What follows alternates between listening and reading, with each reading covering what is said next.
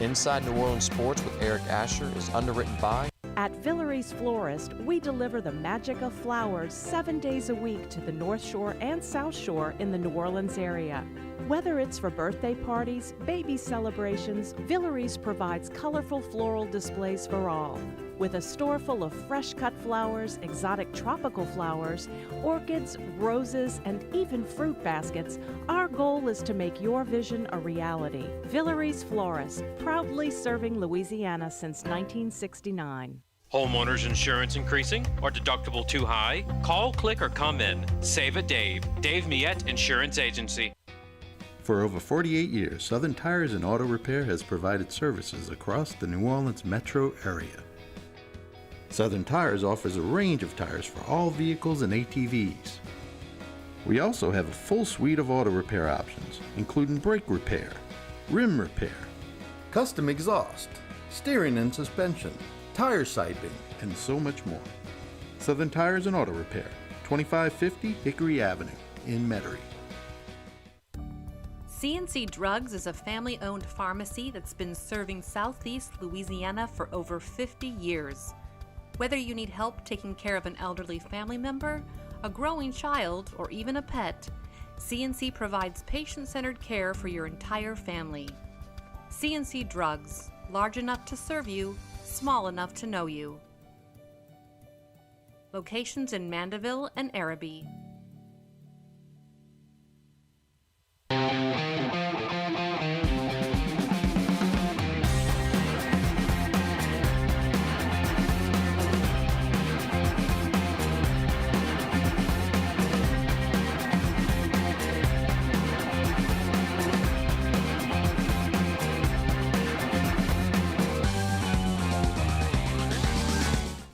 Good afternoon and welcome to another edition of Inside New Orleans Sports. I'm your host, Eric Asher, live from our state-of-the-art Pontchartrain Productions studios on a beautiful day here in New Orleans. Again, September the 1st, and August without, again, a tropical storm or hurricane.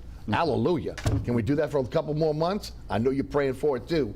Today we got a great show for you. We'll cover the Saints, we'll cover LSU and Tulane, and of course we'll talk about a brand new book that's out from one of my colleagues, one of the best we have in the state. Glenn Guilbeau of Outkick.com is our guest. He just got finished writing a book on Skip Bertman, and we'll talk about that book as we go forward. The book is Everything Matters in Baseball, the Skip Bertman story. Glenn Guilbeau, also with Leo Honeycutt, the foreword by Warren Morris, the LSU great. And Glenn, welcome to the show, my friend. How are you? Hello. Glenn is a regular contributor every week to our radio show, and of course I consider him a friend as well, one of the best we have here in the state. Thanks. Before we get started, Outkick.com, tell us about it. Outkick.com is a sports culture website under Fox News. And we're big time in college football and the NFL. I cover the SEC mainly, and just wrote a SEC West preview yesterday. I also wrote about the controversial C.J. Gardner-Johnson trade that's up right now from the Saints. We'll be at the LSU game Sunday night, then we'll be at the Alabama at Texas game the next week. Wow. So there you go. It's going to be a fun season. So, and of course, a Rummel graduate. Everybody thinks he's a Tiger, but he's a Missouri Tiger. We'll let him go on that one, right? Yeah, we will. They open up against Louisiana Tech tonight. There you go. See, he already knows about his alma mater. All right, this is a long time in the making, and Glenn worked so hard on this book, and again had access to Skip Bertman like really no one else, with maybe the exception of Leo Honeycutt, right? Leo did a lot of interviews over the years, and he actually completed a book that Skip changed his mind about, and it was not published, but I got a copy of it, and it was a great reference and helped me with the book. That's why Leo's name is on there. Right. Let's start from the beginning. How did you come about to write this particular book? Well, it was the fall of 2018. The season was just starting, and I bumped into Skip and Dan Canavery's old pitching coach in the press box of the LSU home opener that season, and he had been trying to get in touch with me, and we talked about it, and I did an introduction to the book, and he liked it, and then by 2019, after the Saints got cheated by the Rams, it was kind of when I started really writing, and that was 2019, and I finished right around New Year's of 2021. Access. You had a tremendous amount of access to Skip Bertman, former players. Talk about that. Talk about that experience for you as a writer. Well, it was great because, you know, one of the reasons Skip wanted me to do the book was I was the first guy that ever interviewed him outside of his opening press conference back in 1983. He had an office in the Assembly Center down the hall from Daddy Dale Brown. Yes. And he remembered me coming in there. I was in my rookie year as well at Tiger Rag magazine.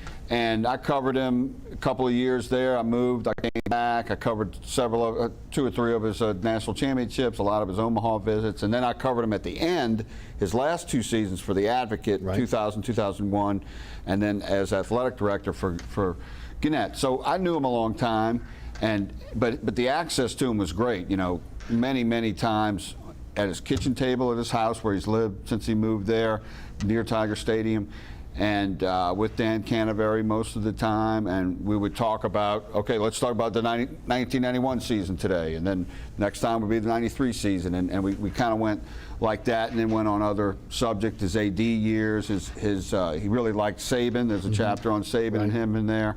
So it was great access, but the best thing was I got to talk to all his players, and we would just go on for an hour or 2 hours, Chris Mook and I, for 2 hours, and it wasn't because they liked me, okay? Right. It was because of their admiration for Skip, and they wanted the book done right.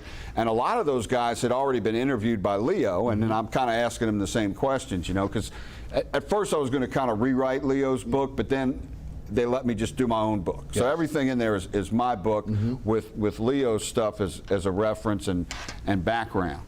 But the access to Skip and the brotherhood of the players was just really memorable. What did you learn that you didn't know about Skip Bertman? Well, a lot of the players, even before Skip started winning the national championships, were just in awe of him. I mean, immediately, because he just knew so much, and he could predict things that were going to happen in the game 2 or 3 innings before, and the players were like, wow, you know, even established players on arrival like Todd Walker, you know, guys who were already good, you know, they were just in awe of him. When you were getting ready to do this, knowing that Honeycutt had done it before, and you had that maybe kind of as a reference, how were you going to approach this? Well, you know, it was funny because Leo was coming off of a great book on Edwin Edwards, if you remember. He had just finished that book, and I went to his release party here at the Montleon. Yes. And that was, and I've always been a Leo fan and loved that book, and I was looking forward to it coming out, you know, and I actually enjoyed the book. It kind of read like an encyclopedia. It was extremely well researched, but Skip wanted more anecdotes and more baseball. Okay. And Leo's not really a baseball guy, you know. He'll tell you that. And so Skip wanted more about the game and anecdotes and more fun, you know. So that's kind of what he told me, and I was doing what he said, you know, because it was his book. Yes. It's not my book. It was his book, and he came to me. Yes. And actually came to another guy too, but that didn't work out. So I was, what I say is I was his closer. Right. Okay. Leo was the starter. There was another couple of guys, and then I finished. Right. But no, and so I just wanted to, you know, try to get the fun in there because Skip's a great personality. I wanted to get the AD years in there. And, you know, I tried in the early years at Miami as well. Did you talk about those years in Miami? Oh, yeah. Yeah, there's a great part in the book. Hopefully people think it's great when Skip thought he was going to follow Ron Frazier as Miami's baseball coach in '82, '83, because Ron Frazier thought he was going to become athletic director, okay? And so Howard Schnellenberger was the football coach at the time, and he called Skip into his office one day, and Skip's like, oh my God, I've never been to the 3rd floor, you know. I've heard what it's like up there, you know, and there's a plush carpet, you know, because obviously Schnellenberger ran the place. Sure. And Schnellenberger said, look, Ron Frazier's not going to be the athletic director here. I won't allow it. So you need to take that LSU job because you're not going to be the Miami coach because Ron's going to stay. Right. So that's when Skip went home and said, Sandy, pack the station wagon. Right. You know? And then LSU. Yes. And he also interviewed at South Alabama to replace Eddie Stanky. Oh, right. And at the time, South Alabama was much better than LSU. They were a power. And but he just thought he could do more at LSU because it was the school in the state. When he reflects back on his life and great accomplishments up and down again in his career, what are some of the moments that he cherishes, some of the things that he's most proud of? You know, he didn't really. I had to pull the national championship stuff out of him. He would get interested, but the main thing he likes to talk about is baseball. Yes, the building of the program. Oh, okay. He likes to talk about the building more than the national championships. Okay. Which kind of shows how modest he can be. But I guess he's lived through the championships and everything. But he really kind of lit up more when he was talking about those early years, when he was getting the program going, spending the day making speeches, raising money, and then coming at the end of the day to practice in a coat and tie and going out there in the field, rolling his sleeves up. And I mean, the guy's a businessman. He's a marketing genius. Yes. And he also was able to get away from all the bureaucracy at a school like LSU and just started building stuff on his own, like his office. He built his office. He found a contractor. He didn't wait for LSU. And there's a funny part in the book where one of the controllers at LSU is driving by Alex Box, and what is that building there? Well, that was Skip's new office right by the dugout. He's like, who said we could build that? And Skip's like, oh, well, I took care of it. I mean, that's how Skip operated. He's a genius on the field and off the field. And Skip also, there's certain players, really most of his players, he would really love to talk about, like Chad Ogier, Todd Walker, Rick Green, but he talked about everything. I mean, we talked about Joey Bell quite a bit. That didn't make the book. There was quite a bit of stuff that didn't make the book. Sequel?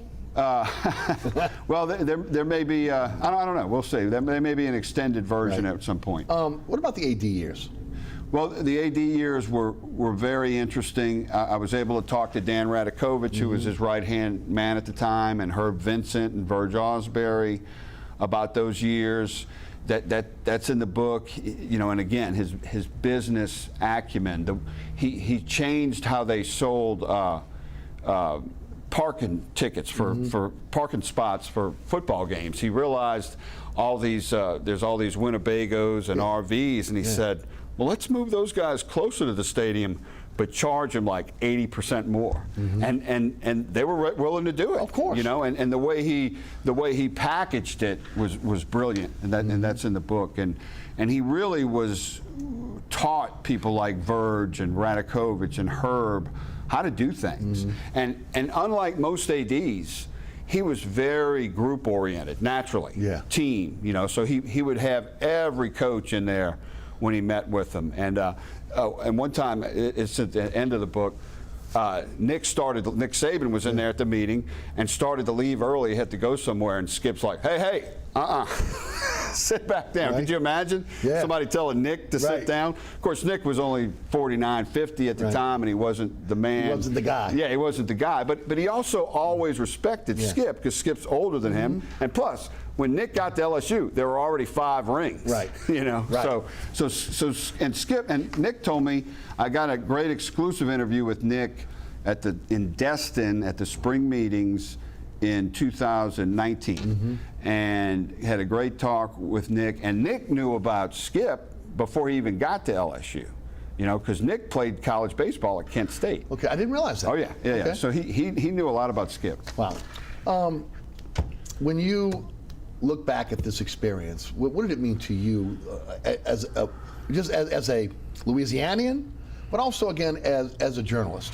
Well, it was really kind of something I always wanted to do, because we did a special section on Skip in his last season at the Advocate that I still have copies of. It won a national award, and for his last season. I really enjoyed doing that, and I remember thinking then, I could do a book on Skip, But Skip wasn't interested in a book at the time, because he was becoming athletic director, and he was busy with that. And then when that ended, he was kind of exhausted, so he didn't really start thinking about a book till later. And Leo was really a hot get at the time, so I felt real lucky when they came to me. And I mean, for a first book, if there are other books, it was an easy way to start, because I knew everything about Skip secondhand. And I really enjoyed going down that rabbit hole. research, going through the advocates of 1991 and 93 and just reliving all that, because I was there for most of it, and your mind, your memory gets ignited, and it was fun, but it was time consuming, and by the way, I had a full-time job at the same time. Exactly. Let me ask a question. Internet or microfilm? When you went back and looked at those newspapers? Internet. Okay. Internet. The East Baton Rouge Parish Library online system. Yeah. Okay. The old Picayunes. Yeah. I mean, Finney's columns on Skip's first years. All that. That's a great treasure. Yeah. Got the old Picayunes, the old Advocates, and also my old Alexandria Town Talks when I covered LSU in the late 80s and early 90s. Final question. The one great thing about Skip Bertman is he lifted all boats. And what I mean is that, yes, LSU was on the map, they were a power, but he made sure that he played all teams in the state. No question. And made that, not just in baseball, wanted that across the board with LSU, understanding what that meant to those programs. No question. And then, of course, his swan song going out, I'll never forget what happened at Zephyr Field with Tulane. Yeah. Okay, here's a rival. Okay, and Rick Jones and that program was heading to Omaha, and to be able to pull those guys together at that moment and speak to them. Still today, I think about that. I think about how great of a man he was. That again, instead of being with his own team, he wanted to make sure that team understood what they were doing, where they were going. And the Tulane people didn't know what was going on at first, because it was completely spontaneous. And I covered that regional, man. That was huge, and there was a lot of hate, obviously. Because the LSU people were upset because the Tulane people were disguising themselves as LSU fans so they could buy tickets, and that diffused all that, and it was a great thing to see. But yeah. Skip played, he went everywhere in the state, and all the schools came in. When he was baseball coach, he liked the fact that he wanted those schools to come to campus. Then when he became AD, for the first time, LSU started playing the state schools, played ULL for the first time in 50 years. And now they're playing Southern this year. That's all from Skip. And they played McNeese, and he said he wanted those people on campus. It makes more sense financially to have that on your campus than Kent State or some little school. I always felt that way. Yeah. Why not play Louisiana schools, keep the money here, let these kids who've been watching LSU their whole lives, maybe they can't play there, but they can play at Tiger Stadium. Yeah. Or they can play at the Box, or they can play at the PMAC. Yeah, before he became AD, he goes, it was one Saturday in Appalachian State. No, he was AD. Appalachian State flew in to play LSU, and McNeese flew out to play some school, I forget who it was. And he's like, McNeese State ought to be here, and that's what he started doing. It made sense. Yeah, it definitely did. A great man, huh? Yes, a great humanitarian. I mean, as much of a great baseball coach he is, just a great person, right? He's a nice guy. He's a nice guy, and that's part of his appeal in business and as coaching. Now he could be a tough taskmaster, just like Saban, but a very nice guy. And here's a quick stat for you.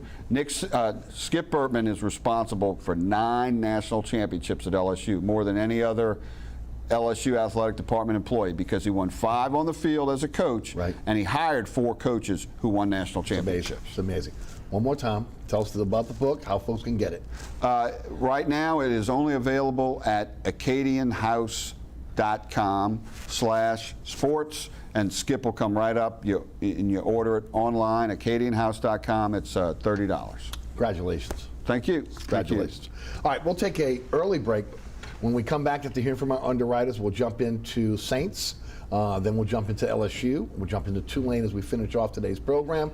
No Pels today because, again, we wanted to highlight Glenn's book. You're watching Inside New Orleans Sports. I'm your host, Eric Asher. Glenn Guilbeau is with us from Outkick.com, and, of course, great author as well. Thanks. Burkhart's Air Conditioning, Heating, and Refrigeration has been family-owned and operated since 1989. Burkhart has energy-efficient solutions and offers brands such as Mitsubishi ductless AC units and Amana, the only manufacturer with a lifetime unit replacement warranty. Burkhart's offers maintenance bundle packages that include servicing your AC, generator, and tankless water heater. For more information on the services Burkhart's provides, visit acpromise.com. Burkhart's Air Conditioning, Heating, and Refrigeration, providing comfort for life.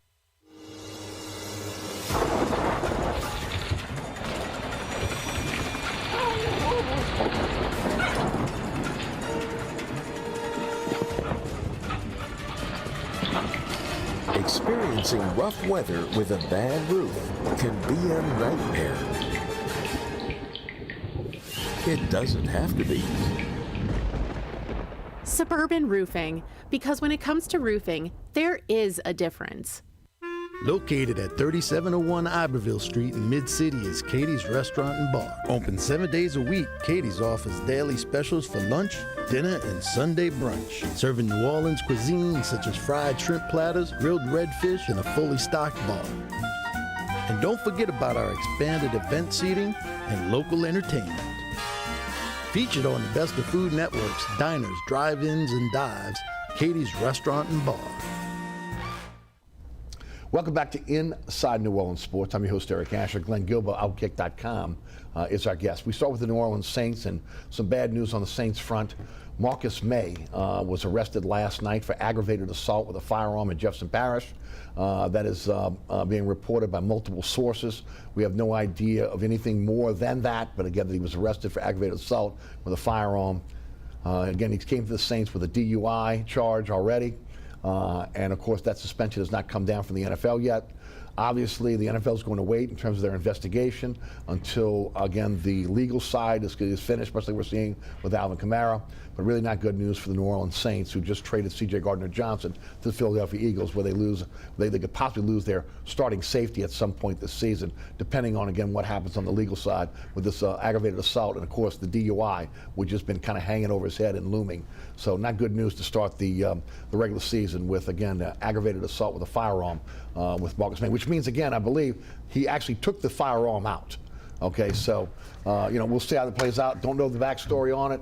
I'm sure we'll find that out within the next few days or weeks. All right, we'll start with C.J. Gardner-Johnson. And those of you that follow me on social media or listen to my radio show that know that, again, that I'm very much against the trade. And I do not like, again, what has been going on in terms of the spin coming out of the New Orleans Saints organization about Gardner-Johnson, the player, being a cancer, being a problem in the locker room. Let me just say this before I go to Glenn. The guy played here for 3 years. He was a stellar player for this team. Yes, he was a nickel back. Yes, he wanted $12 million. Yes, the Saints only wanted to play him 8. But again, yes, he was a little bit crazy and kind of a guy that brought the juice. But from what I understand, he was the same guy in the locker room as he was in his rookie year as he was going into this season. The only difference is he was using the tactics that, again, he could use under the CBA to try to force the Saints to be able to give him a raise. He did not hold out, because if he would have held out because of the CBA, the fines would have been enormous, especially, again, on a rookie contract. There's no way he could have afforded it. So what he did, he held, basically, he held in more than anything else. Again, he skipped some reps. There were some comments from some media members who actually overheard him upset, screaming at a trainer, coaches, etc. Those things happen in the heat of the moment. But Gardner-Johnson, from everything that I understand from my sources, was a good teammate.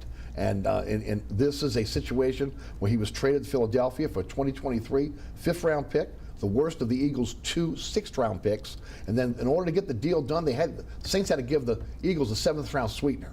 That is the definition of losing a deal.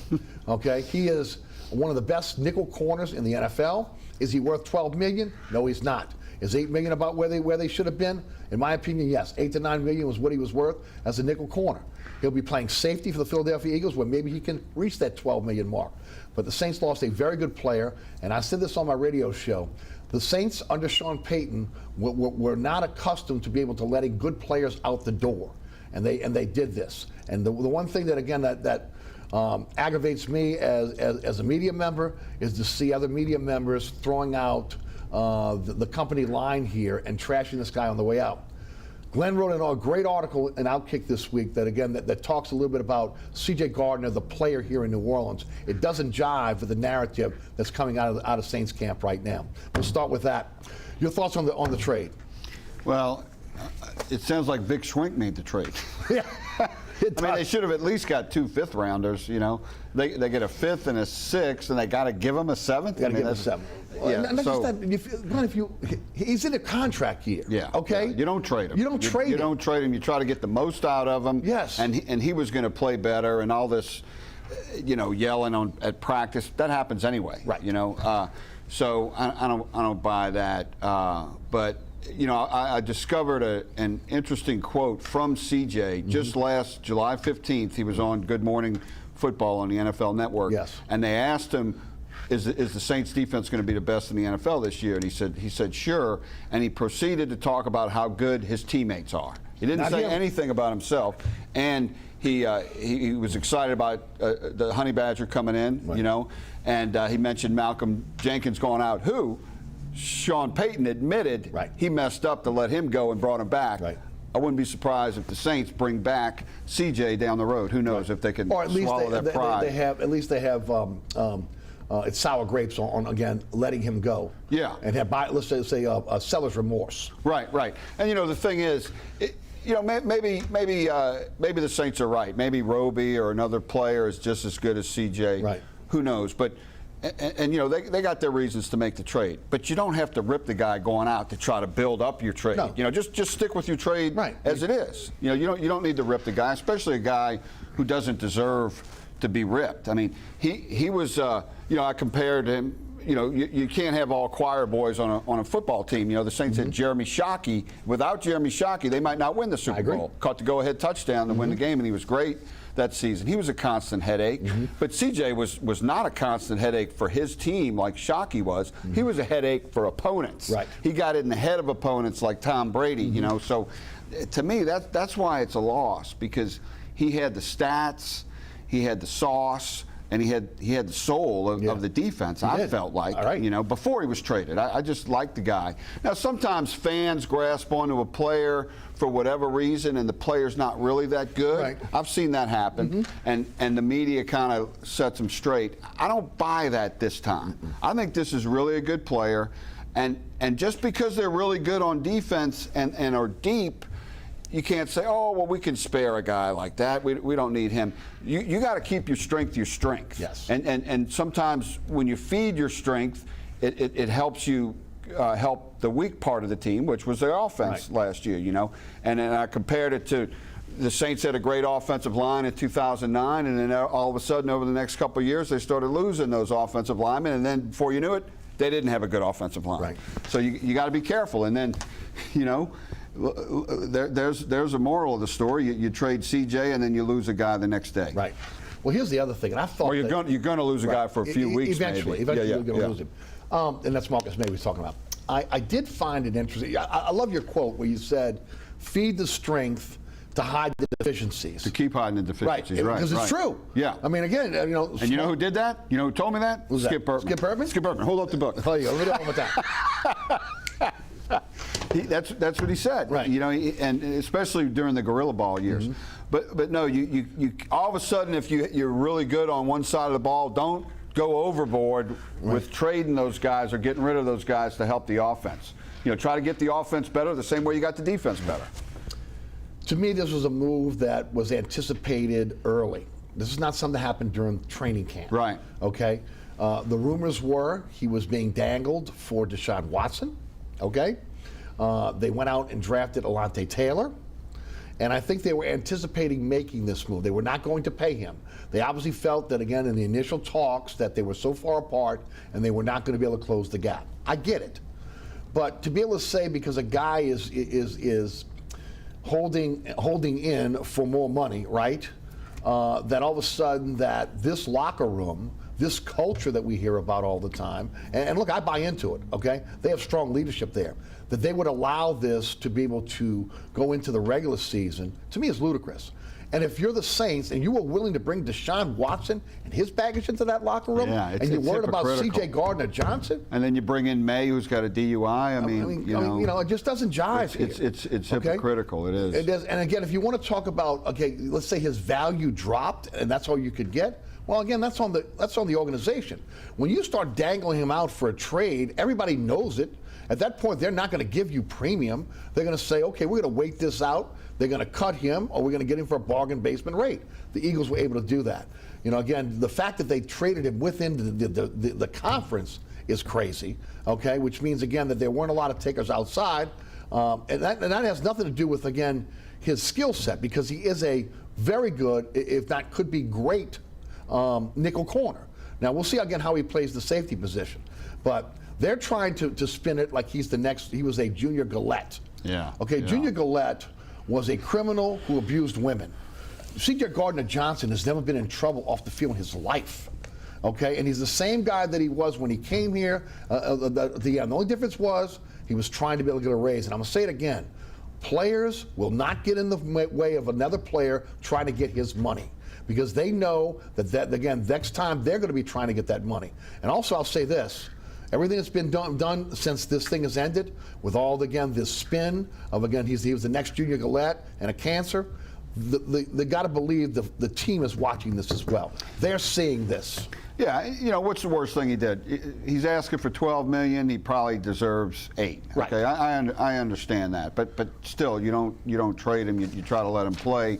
And what's the other worst thing he did when he got in the fight with Michael Thomas? Right. Okay. Right. Well, right. You know, okay, that was not good, but that was kind of fixed. Right. You know, and what I said in my column too is, if the Saints culture is so good, let the culture go to work on him if he's a problem. Well, he wasn't a problem. Right, no. And I bet you, there's several of his teammates who are upset that he's gone. I'll put it to you this way. If I was in that locker room, they'd be welcoming me out the locker room, because that would be the question I'd be asking every one of them. Yeah. And was he a cancer? Right. And you don't get rid of a guy when it makes another team happy. Because Right. Tom Brady is happy today. Oh, he doesn't have to play him twice. No doubt about it. And as I said when the trade was made, are the Saints better off today than they were yesterday? And they're not. No way. There's no way in the world. And it's not even those draft choices they get might not be anything, and we're always hearing it's about winning this year. Right. Last year was about the only time where it wasn't about winning that year. But they have enough to where they can say they're shooting for the Super Bowl this year. So keep the guy. Right. Keep the guy for one more year. Well, first of all, it doesn't hurt you if you do. I mean, ultimately, again, if he becomes an issue, then trade him during the season. As you mentioned in your column, trade him during the season. Yeah. You're probably going to get more value in the season because teams are going to be injured. They're going to be desperate. They're going to be looking for players. Yeah. You'll probably get more than, again, trying to trade him before the season starts. Yeah, it's aggravating, and you know what? We may be wrong. Maybe it ends up being good for the Saints, and Roby's as good as him or whatever. But could be. But the thing to watch, what scares me is, would Sean Payton have let this happen? No way. Dennis Allen doesn't have the same power with deals as Sean Payton had. And if Mickey Loomis is making all the decisions, that might not be good, because we know what he did before Sean Payton took over. There's a track record. Right. There's a track record. He's a cap guy. He's not a personnel guy. No, he's not. And again, I know they keep saying it's a collaborative effort, but Glenn, we've been in these meetings before. Somebody makes the final call. Yes. And that was Sean. That was Sean. Right. And I don't think it's Dennis. And I cannot believe, again, that Dennis Allen would want to get rid of a player that he groomed, and a player that again, especially in a year where he's trying to win. He's trying to set up he's trying to be the next Sean Payton. He's trying to get to the NFC Championship in his first year, so he has the cachet that Payton had. Because remember, when Payton came in, he didn't have that cachet. That cachet grew once he won once he went to the NFC Championship in his first year. In his first year, and at that point, he was the guy.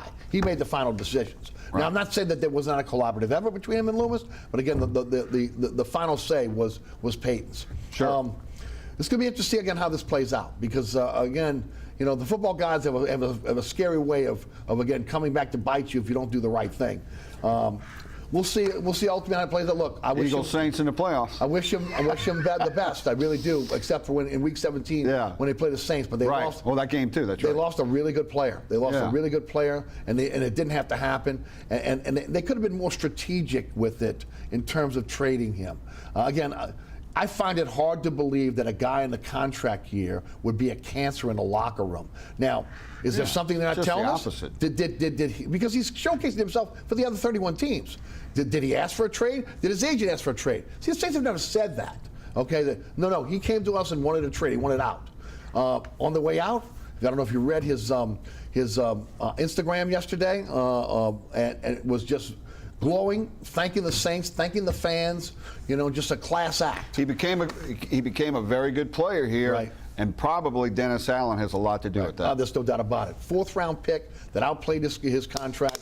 Look, I had Ed Daniels, who I respect immensely, on the program on Tuesday when this broke. And Ed brought up again McCoy, not in the same boat as him, outplaying his contract. And the fact that he's not been a guy that's been vocal about wanting to get a deal done. I get it. I really do. I get it. Some players react differently to, again, how they're going to approach their money. Sure. And you got to be flexible to deal with that. And look, I'll say this right now. Who's been more of a distraction over the last 2 years than Michael Thomas? Right. Yeah. Okay? And he's still here. Right, exactly. And, Drew Brees had a contract dispute. Right. I mean, he was always spirited decor about it, but it did go on for a while. It happens. It's part of the game. It is part of the game. It's part of the game. And again, as I expected more from Mickey Loomis on this deal, especially out the box. And I've said it before. I'll say it again as we close here. There have been 3 deals, okay? 3 deals that you can look at off season. Attempting and going full-blown after Deshaun Watson, which would have been a nightmare. Not re-signing Quan Alexander, who signed with the Jets for $1.2 million and $152,000 guaranteed. And again, you look at the problems right now they're having, still trying to find a linebacker. At the very least, bring Quan Alexander back and allow him to compete with Pete Werner. Even if you want to give Pete Werner the starting job, to have that quality depth and a guy that brought juice. And then, of course, now the trading of C.J. Gardner-Johnson for a stale loaf of French bread. And that's pretty much what it is. All right, let's talk about this team. First of all, the practice squad is set. Kirk Merritt, New Orleanian, makes the team. Deshaun Dixon, New Orleanian, makes the team. Lewis Kroll, the kid that went to Florida, tight end, ended up with Pittsburgh. He makes the team. Nick Martin, the center, is made it. Naifis Sewell, who really played really well at the linebacker position, got a lot of speed. He made the team. Rashid Shaheed, who was injured most of the offseason, is a kick returner wide receiver. He makes the team. Josh Andrews, offensive lineman. Jordan Jackson, the defensive tackle, draft pick, makes the team. DeMarcus Fields makes the team. Cornerback, Vincent Gray, cornerback. Chase Hansen, linebacker. Kristen Ringo, defensive tackle. Eric Wilson, linebacker. Taco Charlton, defensive end. And J.P. Holtz is tight end that made the team. Only player they lost that was Ian Book, who was picked up by the Philadelphia Eagles and would be their 3rd quarterback. Glenn, I was surprised. I thought, based on, again, the talent level the Saints had, that again, it's hard because everybody's trying to get their players back in that last cut, but I thought more players might end up on other rosters, and it didn't happen. Only Ian Book picked up by Philly. And I don't think he's a great loss. I was not impressed with him. Would have been a good scout team player, but that's it. But there's a lot of reason to be excited about the Saints this year, though, because without Michael Thomas last year, without Jameis Winston last year, the defense looked like one of the best in the league. They still finish 9-8. Now you got Jameis Winston back. You got Michael Thomas back. You got Jarvis Landry, who has the sauce. Yes. And you got Chris Olave. Olave, Landry, Thomas. Drew Brees never had 3 receivers that good at the same time. No way. He made receivers. Right. And if Carmichael can continue to have the impact on Jameis Winston that Carmichael and Peyton had last year, because, man, Jameis was off to a good start. It was kind of a controlled, slow stepping start, but he was ready to take off before the. And he was doing it with a bad set of receivers too. Yeah, well, not as good as now. Definitely. Now you could trust those receivers. They're going to catch the ball. They're going to catch the ball on tight windows. Yeah, it was a little bit different than last year. Yeah, so there's a lot of reason to think they could be really good with that improved offense, and if the defense is the same. Right, no doubt. Alvin Kamara looking like he's the best. I forgot to say. Right. And no suspension for Alvin Kamara this year, though he definitely deserves one. Right. But we'll see that next year. Right, we'll probably see it next year. And then, of course, just how he has performed in camp. Mark Ingram, very, very fresh right now. So you like what you got in the defensive backfield. The line is a question. You hate to see Penning go down because it really looked like he was really rounding into a guy. Well, he should be back in a month, I would hope. I hope so. Again, they did not put him on IR, so that is a good good sign. Now, again, that could happen before the game starts on the 11th. But as of right now, they did not put him on IR. But the line again is going to be one of the keys. And everything we're hearing about Cesar Ruiz is he's had a really good camp. and that he's really grown into the position. We'll see how that plays out when the season starts. And look, tight end, I think Troutman is going to come on. I really do. Fournette took a pay cut to stay with the Saints as their blocking tight end. And of course, you still have the jack of all trades in Taysom Hill, who's going to be playing that tight end position, but also can play all these other positions. And oh, by the way, he's your third quarterback if you need him. That's another reason why they let Ian Book go. Right, no doubt about it. Defensively, they should be great, even with the loss of Gardner Johnson. Now, but again, you've already in a situation where now Guilbeau has a hurt ankle. You got Pete Werner still dealing with a groin injury, and of course now you've got this thing hanging over Marcus Bay's head. We'll see how that's going to play out. But on the field, when you look at this on paper, this defense should be dynamite. And if the offense is better, that can only help the defense. Right, I would agree. Playoff team this year? Oh, I think so. I definitely think so. I think this is a team that if they don't advance in the playoffs, I think it's a disappointment. Yeah, me too. Jeff Duncan reported today that Michael Thomas is expected to be ready for Week 1. Debo said he's expected to be ready for Week 1.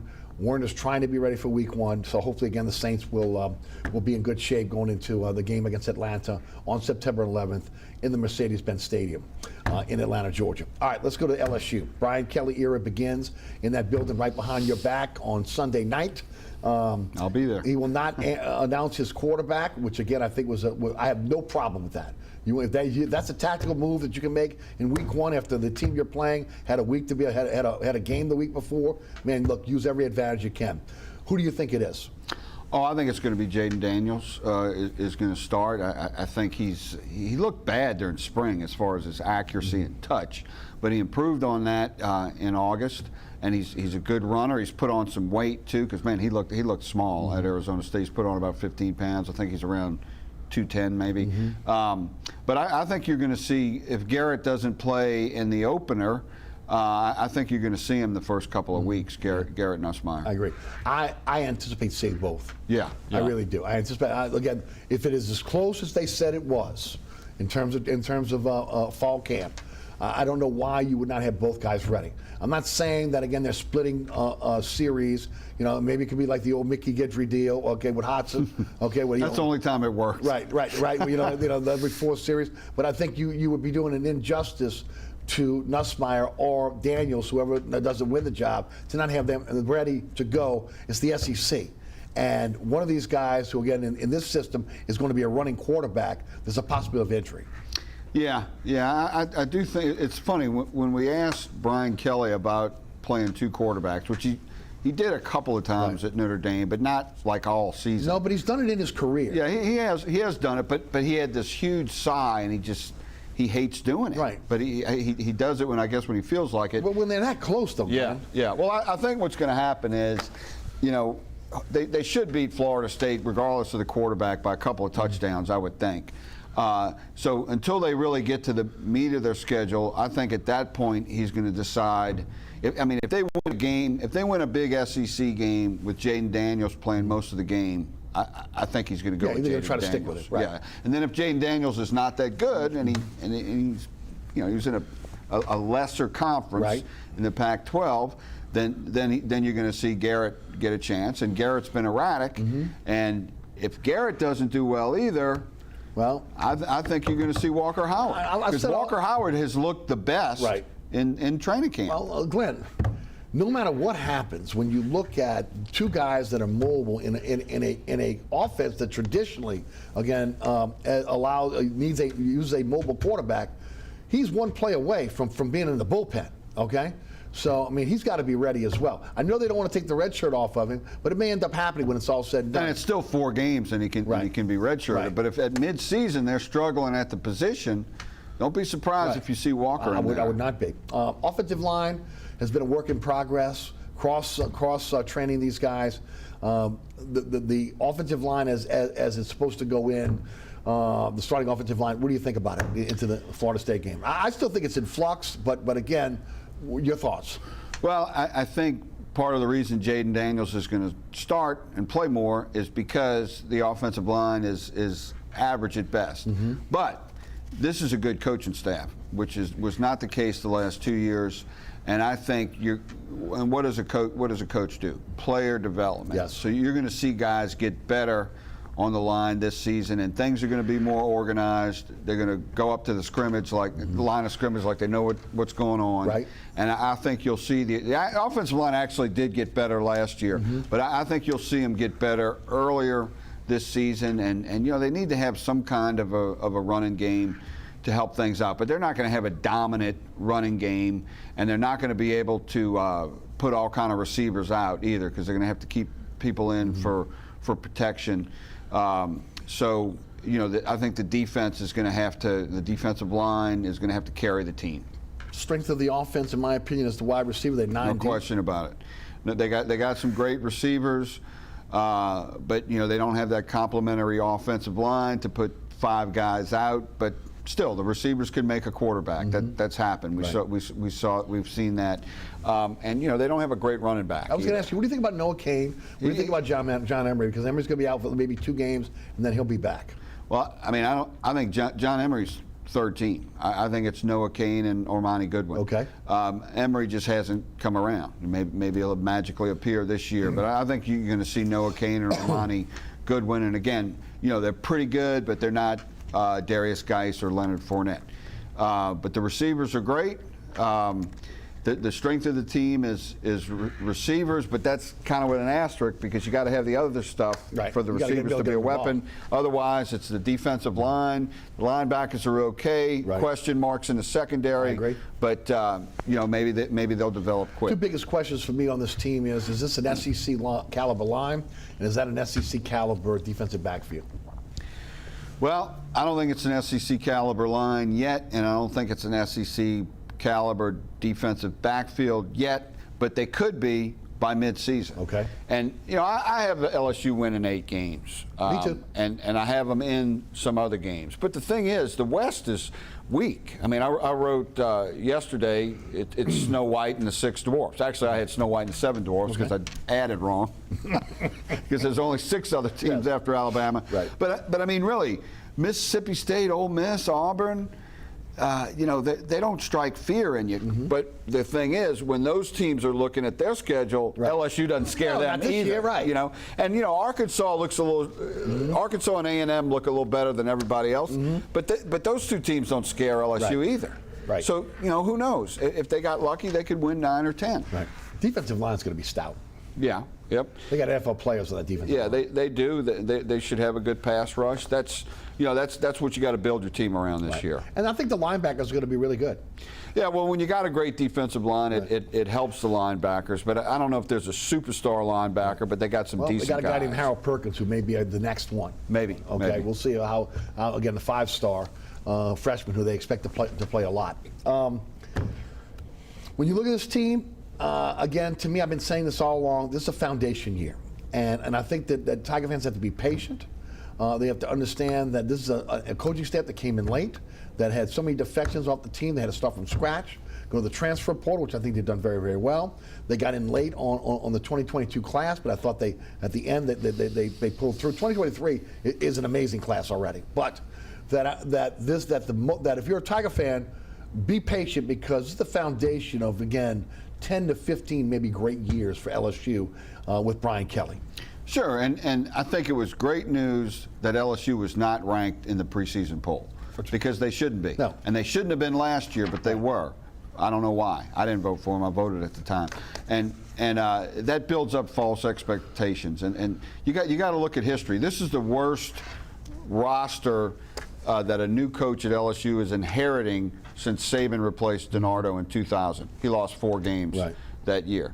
And it's a process. It takes a while, and I think you'll see Kelly lose at least 4 games this year. But and he might be about the same next year. But he's a great coach. He's got a track record. He's going to get it going. It just might not be this year or next year. Tulane. First of all, they're rebounding from a 2-win season. They've got what you need to be able to win, because they've got a good quarterback in Pratt. Again, now going into his 3rd year. The one thing he's got to learn again is he's got to realize he's got to be upright for this team to win.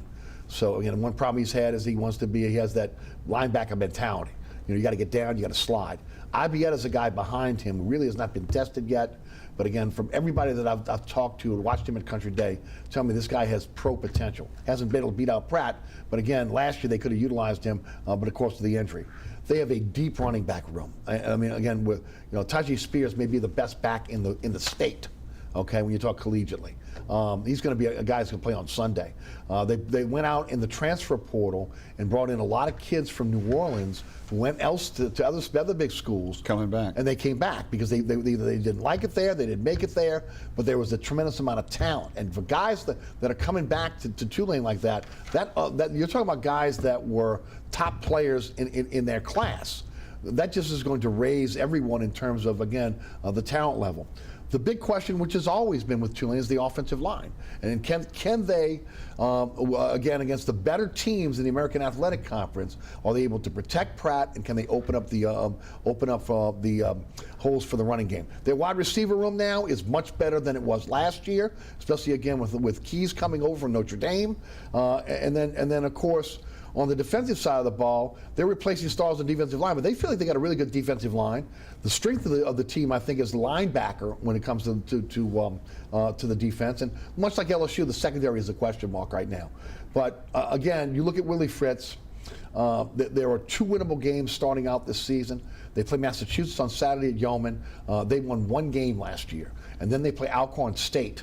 So again, unlike having to play Oklahoma last year to start the season, and then a few weeks later they had to play Ole Miss, right? When Ole Miss was ranked high. They played Cincinnati, too. They played Cincinnati toward the end of the season. Yeah. Cincinnati's the last game on their schedule this year. Right. But again, they will have a chance to be able to get a little momentum and to get some of these young guys acclimated on the field. They went to a new system on offense with Swoboda, who was at Central Missouri. Again, he's done it both 2 different ways, Glenn. He's been a guy that, again, has been in the aerial game at times, but also a guy that has run the football. I'm not sure how they're going to look. We won't know until UMass on Saturday, but there's a chance that, again, this could be a wide open and prolific offense. I like this Tulane team, again, but they got to prove it on the field because with Willie Fritz, they've done no better than 500. Okay, right. And it's time to get over the hump, especially if you have to go at 0-2. Now I know you don't really cover them, but from afar, your thoughts. Well, I think last year's 2-10 season threw everybody. I mean, I know it was a tough schedule, but coming off of 3 winning seasons and 3 minor bowls, you just didn't see that coming. And that was his 5th season last year, right? Yeah. So, but the good thing is, they returned 16 starters, 9 on offense, 7 on defense. And, sometimes if you bring back 16 starters for a 2-win team, it's not good. Right. But that might not be the case with them. Hopefully the schedule's lighter. They can get off to a better start, and they're experienced. And I like the thing with the New Orleans players coming back. So Tulane has never historically been able to get a lot of local players. So maybe if they can get them the second time around, they might benefit from the portal, because there's so many kids from the New Orleans area out there, and maybe there's pull to come home, which you can do quicker without sitting out now. Absolutely. I don't like that rule, but something like that could help Tulane, because it just makes sense for a school like Tulane to have as many kids from New Orleans as possible. This will be a tough season, there's no doubt, okay, in terms of winning the conference. Now, I'm hearing them, okay? One thing they're saying, okay, out at Tulane right now is, we're going for a conference championship, okay? I get it. Next year, when the AAC defections go to the Big 12, that's when, again, the conference weakens. And that's when Tulane will have a chance in every single sport to be a championship contender. Now, again, you can say, well, okay, then they're going through a 3-week conference. Hey, So what? Tulane needs to rebuild that program back to what it was. Right. And the conference championship's a conference championship. Exactly. Doesn't matter what I mean. You look at the Louisiana Tech's women's basketball team. They used to be in the worst conference, but it didn't matter. They were a power, so that doesn't always matter. No, it doesn't. You worry about that later. The other question would be kicking game, but it's always been kind of a issue at Tulane. Hopefully, they'll be straight there. But I like the fact that Fritz changed his coaching staff. He decided some of those guys had been with him decades.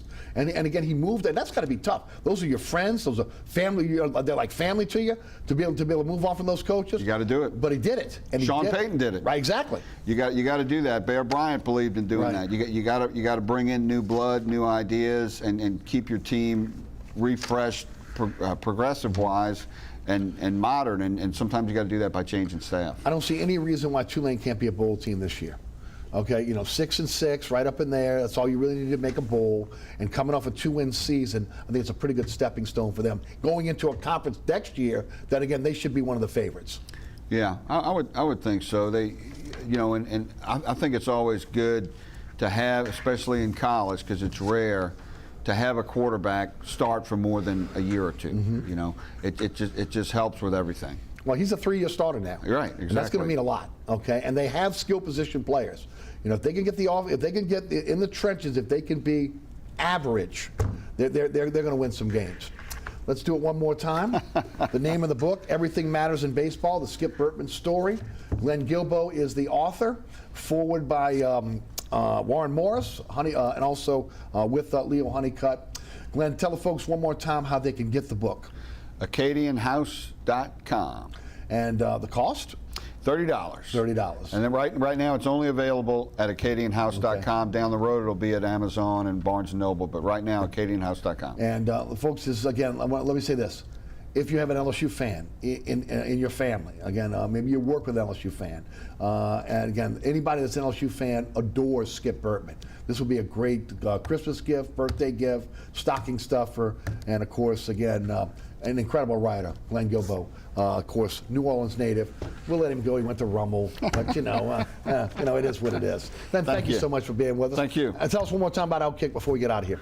Outkick.com. It's a free website. We've expanded a number of writers. We're covering college football nationally, but still our main thing I'm doing, SEC football. It's your place to go for SEC football. One of the best we have, no doubt about it. Covering again college, pros, you name it, he's all over it. Thank you for being with us, Glenn. Thank you. Enjoyed it. Thank you for years of being again a colleague and a friend, and also a guy that is a contributor to our radio show each and every week. Hope to keep doing it. Yeah, you will. And look, this was mine. I'm taking this one home. There you go. All right. Thanks so much for tuning in. Certainly appreciate each and every one of you guys checking out the show each and every week. Again, it's a joy for us to bring it to you. Starting next week, we will begin our 9th season here at WLAE with, again, Inside New Orleans Sports. Who would have thought it when we came up with this show 9 years ago? And again, I am just so appreciative to each and every one of you in the audience, again, for being with us, staying with us through these 9 years. Our incredible underwriters who underwrite this show and make it happen. And the folks here at WLAE-TV who have been absolutely spectacular for us. Again, from Ron Yeager to Jim Dotson to, again, a guy that has become a dear friend of mine, but one of the best directors there is out there in William Hill. The cast of individuals that have been part of this program have been amazing behind the scenes, and we appreciate each and every one of them. Remember, you can catch me on the radio, again, on 106.1 FM. That is weekdays 4 to 6. You can listen live at ericasher.com. Also, again, on the TuneIn app, the iHeartRadio app, and the Anchor app is where our podcast can be found. Remember, again, plenty of ways to catch our program here at WLAE-TV. And of course, all the rebroadcasts between Pelican Sports Television, WLAE, and of course, always on our social media pages and always on the WLAE-TV YouTube page. Thanks so much for watching today. Certainly appreciate it. Thanks to Glenn Guilbeau for joining us on the program. Of course, also bringing his book in so we could discuss it. And as always, we thank the WLAE production staff and our underwriters for supporting our program. For Glenn Guilbeau, I'm Eric Asher. Thanks so much for tuning in. We'll see you next week for another edition of Inside New Orleans Sports.